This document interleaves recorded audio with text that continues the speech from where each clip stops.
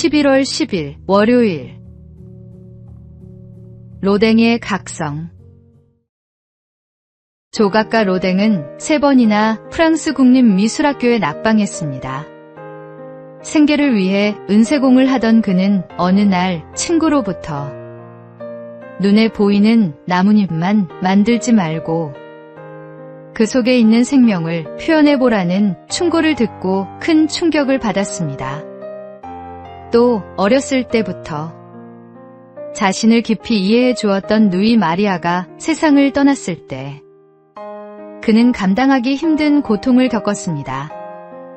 이 2번의 충격은 그를 자신 안으로 깊이 돌아보게 만들었고 이후 로댕은 조각에 온 힘을 쏟게 되었습니다.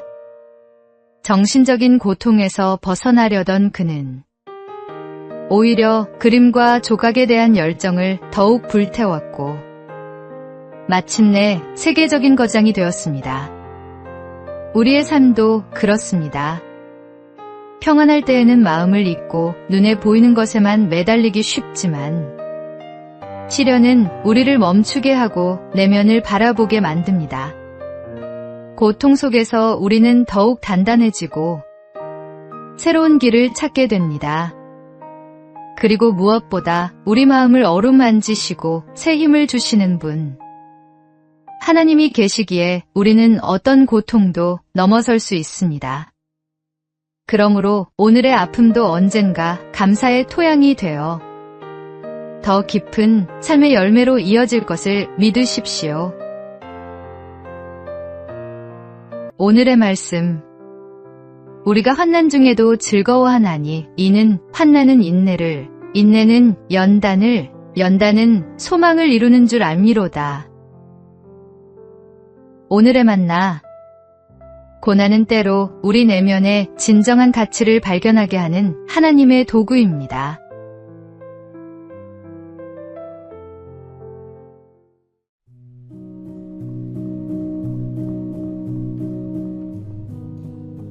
(11월 11일) 화요일. 10만원의 교훈. 한 사람이 특이한 실험을 했습니다. 어떤 마을의 일정한 구역의 집집마다 매일 10만원씩을 나누어 주었습니다. 첫째 날은 사람들은 의아해하면서도 기쁨으로 돈을 받았습니다. 셋째, 넷째 날이 되자 이 소식이 마을의 화제가 되었고 사람들은 서로 흥분된 목소리로 이야기를 나누었습니다. 둘째 주가 되자 현관 앞에 나와 기다리기 시작했고 셋째 주에는 더 이상 놀라지 않고 당연한 일처럼 받아들였습니다. 넷째 주가 되자 그것은 일상의 일부가 되어버렸습니다. 그런데 실험 기간이 끝난 날 그 사람이 돈을 주지 않고 그냥 지나가자 사람들은 성난 얼굴로 외쳤습니다. 왜 오늘은 돈을 안 주는 겁니까? 감사에 익숙해진 사람들이 결국 감사를 잊은 것입니다. 사실 우리의 삶에도 비슷한 모습이 있습니다. 매일 아침 눈을 뜨고 숨을 쉬는 일상, 가족과 친구의 사랑, 일용할 양식과 건강. 이 모든 것이 다 하나님의 은혜의 선물입니다. 그러나 반복되다 보면 우리는 쉽게 당연하게 여기고 감사하는 마음을 잃어버리곤 합니다. 오늘 하루 내게 주어진 은혜와 복이 결코 당연하지 않음을 기억해 보십시오. 끊임없이 부어주시는 사랑 앞에 다시 감사하는 마음으로 서는 것이 우리의 영혼을 새롭게 하고 삶을 더욱 풍성하게 합니다. 오늘의 말씀. 내 영혼아 여호와를 성축하며 그의 모든 은택을 잊지 말지어다. 오늘의 만나. 날마다 주시는 하나님의 은혜를 당연하게 여기지 말고 새롭게 감사하는 마음을 회복합시다.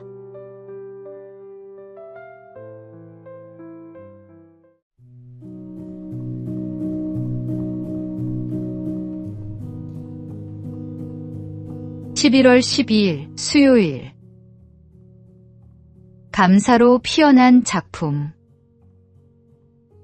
인천에서 활동하는 강석준 작가는 중증 자폐 2급 판정을 받았습니다. 어린 시절부터 사회와의 소통에 큰 어려움이 있었고 일상조차 쉽지 않았습니다.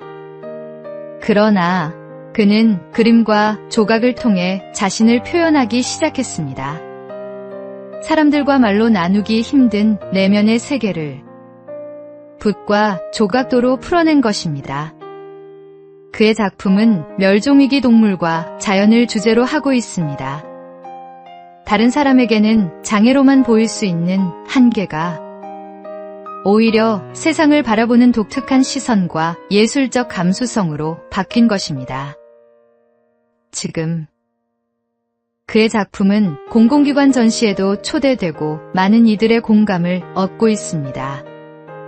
강 작가는 자신의 상황을 원망하기보다 주어진 삶 안에서 표현할 수 있는 것을 감사하며 이어갔습니다. 그 결과 남들이 보지 못한 아름다움을 작품으로 담아낼 수 있었습니다. 잃은 것에 머무르지 않고 남아있는 것에 감사하며 집중할 때 그것이 곧 삶을 빛나게 만드는 힘이 됩니다. 오늘의 말씀. 비록 무화과 나무가 무성하지 못하며 나는 여호와로 말미암아 즐거워하며 나의 구원의 하나님으로 말미암아 기뻐하리로다. 오늘의 만나. 잃은 것을 헤아리기보다 남아있는 것에 감사할 때 삶은 새로운 빛을 냅니다. 오늘도 주신 은혜를 기억하며 감사의 문과 창을 달아 마음을 밝히십시오.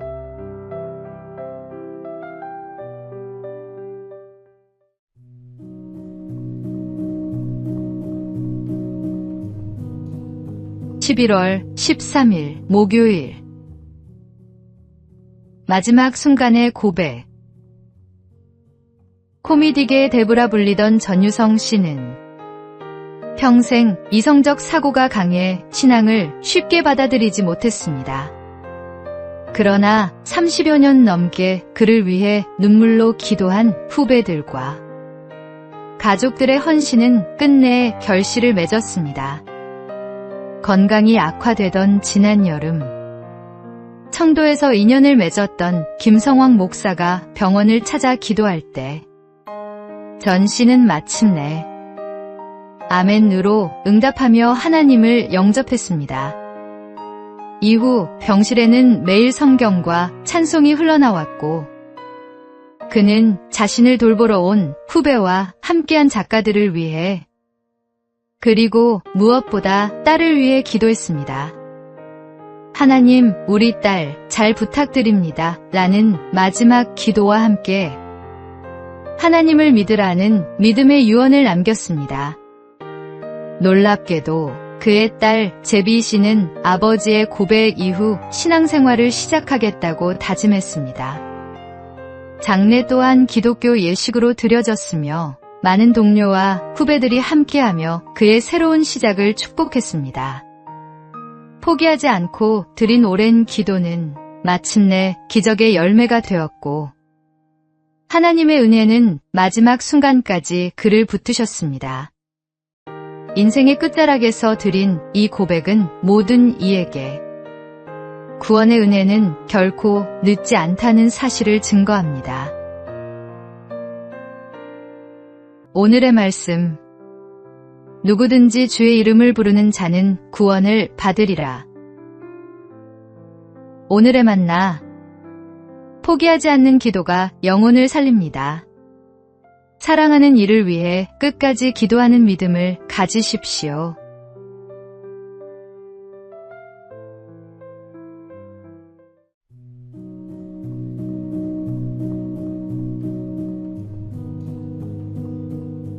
(11월 14일) 금요일. 감사의 편지. 오늘은 가을숲의 빈 벤치에 앉아 새 소리를 들으며 흰 구름을 바라봅니다. 한여름 불볕같이 달아오른 내 마음을 서늘한 바람에 식히며 잠시 앉아있을 수 있는 이 시간들을 감사합니다. 이혜인의 감사 편지에 담긴 고백입니다. 집 앞마당 대추나무에 주렁주렁 열린 열매와 그 꼭대기에서 올려지는 참새들의 맑은 노래. 바람에 흔들려도 흩어지지 않는 그 소리를 들으며 함께 노래하던 순간은 그 자체로 하나님이 주신 선물이었습니다. 또 한 포기에 난을 정성껏 돌보듯 우리를 지켜보시는 하나님의 시선 속에는 따뜻한 사랑이 가득합니다. 난초가 작은 물방울만으로도 싱싱이 꽃대를 올리듯 우리도 날마다 하나님이 부어주시는 은혜를 받으며 살아갑니다. 아침에 눈을 뜨며 하나님께 인사드리고 맑은 눈으로 하루를 바라보는 것, 그것이 곧 감사의 편지가 됩니다. 오늘도 주신 것들을 하나씩 떠올리며 감사할 때 우리의 하루는 더 깊고 풍성해질 것입니다. 오늘의 말씀, 범사에 우리 주 예수 그리스도의 이름으로 항상 아버지 하나님께 감사하며.